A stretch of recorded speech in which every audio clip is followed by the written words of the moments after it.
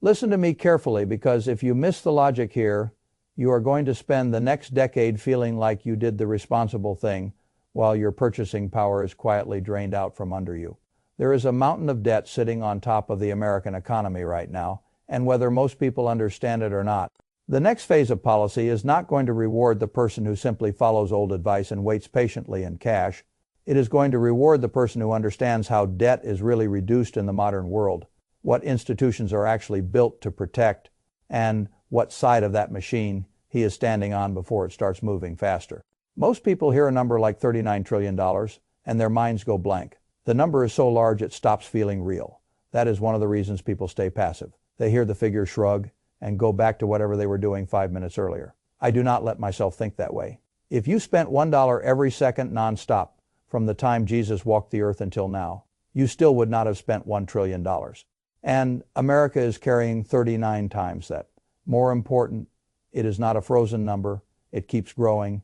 It has been adding trillions in a single year. It has been adding billions a day while ordinary people go to work, pay taxes, and try to stay afloat. The debt machine keeps feeding itself, and the principal is only part of the problem. The part that should really catch your attention is the rent on the debt interest. The government is now paying roughly $1 trillion a year just to carry what it already owes, not to build anything, not to improve anything, not to strengthen anything, just to service the existing pile. That means a meaningful share of every tax dollar flowing into Washington is not helping you, not helping the country move forward, but paying bondholders for decisions that were made long before you earned this year's paycheck. When a debt machine gets that large, people start reaching for familiar political slogans. Tax the rich, cut spending, grow our way out. I have spent too much of my life watching the arithmetic to let rhetoric distract me when you actually run the numbers. You see the same thing every serious observer eventually sees. The conventional exits do not work at the scale required. You can raise taxes, but even dramatic confiscatory fantasies do not solve a debt problem of this size for long. You can cut spending, but the largest spending categories are either politically untouchable or contractually locked in. You can hope growth outruns the debt, but that only works if the economy expands faster than the obligations are compounding. And right now, that is not the path we are on. So the system reaches for the same tool it has reached for before. It does not erase the debt by openly refusing to pay it. It erases the burden by weakening the dollar used to repay it. That is the part most people never understand when they hear phrases like canceling debt or inflating it away. Nobody logs into a government balance sheet and types zero. Nobody waves a wand and makes the number disappear. What changes is the value of the unit in which the debt is measured. Think of the dollar the way you would think of a battery. The size of the battery might look the same from the outside, but the charge inside can be weaker. A dollar works the same way. The number printed on it may not change, but what it can actually buy declines. If the battery keeps losing charge, the same battery is worth less in practical use. If the dollar keeps losing purchasing power, the same debt becomes easier to carry in real terms, and debt is just someone else's dollar claim. So if policymakers tolerate inflation that runs hotter than the return savers receive, the burden of the debt quietly shrinks in real purchasing power terms. The government pays in nominal dollars, but those dollars are weaker than the ones it borrowed against. The saver sees the same account balance or a slightly higher one, but the real value behind it has been drained. This is not some exotic modern trick. America has already run this playbook before. After World War II, federal debt stood at a level that terrified people. It was larger relative to the economy than what you see today. By the standards of the time, the country looked overloaded. Yet that burden did not disappear through some heroic burst of direct repayment. It faded through a mix of growth, inflation, and what serious economists call financial repression. That phrase sounds academic, but the mechanism is simple. The system keeps returns on savings and bonds below the true pace at which money is losing purchasing power. Savers think they are being prudent. In reality, they are being skimmed. Meanwhile, the debtor, especially the largest debtor in the system, benefits. That is why I want you to understand something else clearly. The Federal Reserve is not what most people think it is. The average person hears the name and imagines a straightforward federal government agency acting in some neutral, technocratic way above the rest of the financial world. That is not how the structure actually works. The Federal Reserve System is made up of regional reserve banks with private ownership characteristics and governance deeply intertwined with the banking system itself. Large member banks have a direct relationship to that structure. They are not standing helplessly outside the room hoping somebody hears them. The system is built with finance already inside the architecture. Once you understand that, you stop being surprised by who policy tends to protect when real pressure arrives. The machine is not designed first to protect the saver with idle cash. It is designed to preserve the functioning of the financial system and the value of major assets. That means the people who own productive businesses, scarce assets, pricing power, and debt fixed in nominal dollars usually end up on the better side of the transfer. The people sitting in savings, long-duration paper promises, and fixed purchasing, power assumptions usually end up on the worse side. Now let me separate what is real from what is exaggerated in the current Kevin Warsh discussion, because this is where a lot of people get confused. There is a serious debt problem. That part is real. There is a real historical precedent for policymakers allowing inflation and repression to reduce debt burdens over time. That part is real. There is a real possibility that the coming policy environment will tolerate more inflation than many savers are assuming. That part is real too, but the internet always wants a villain, a date, and a magic switch. That is where people start leaving reality. No single chair walks in and unilaterally rewrites the whole machine by personal decree. Central bank policy is not a monarchy. There are committees, votes, internal factions, and constraints.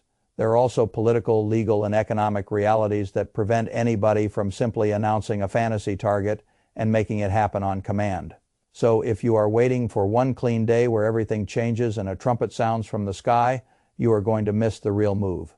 The real move is usually a drift, a direction, a policy bias, a long period where the saver keeps losing slowly enough that he does not panic, but fast enough that the debt burden still shrinks. That is how this works in practice. And because it works gradually, most people do nothing. That is precisely why it works. Now, I want to give you the 3 moves that matter because analysis without action is just entertainment.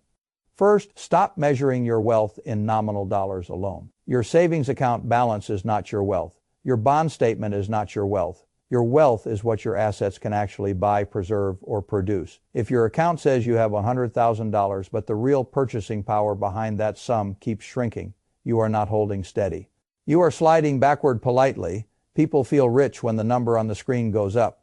I care far more about whether the underlying purchasing power is keeping up with the world around it. If the stock market, real assets, or the cost of living are running away from your money, then your safe position is not safe. It is static in a moving war. Second, move deliberately toward assets that can survive and even benefit from this environment. I like productive businesses with real pricing power. I like assets that can pass inflation through instead of absorbing it helplessly.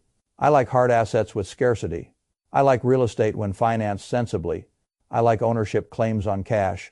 Producing enterprises that are not trapped by weak pricing. I like things the system cannot print out of thin air.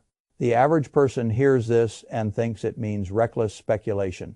It does not. I am not talking about thrill-seeking. I am talking about owning the kinds of assets that have historically preserved real value while paper savers were slowly harvested.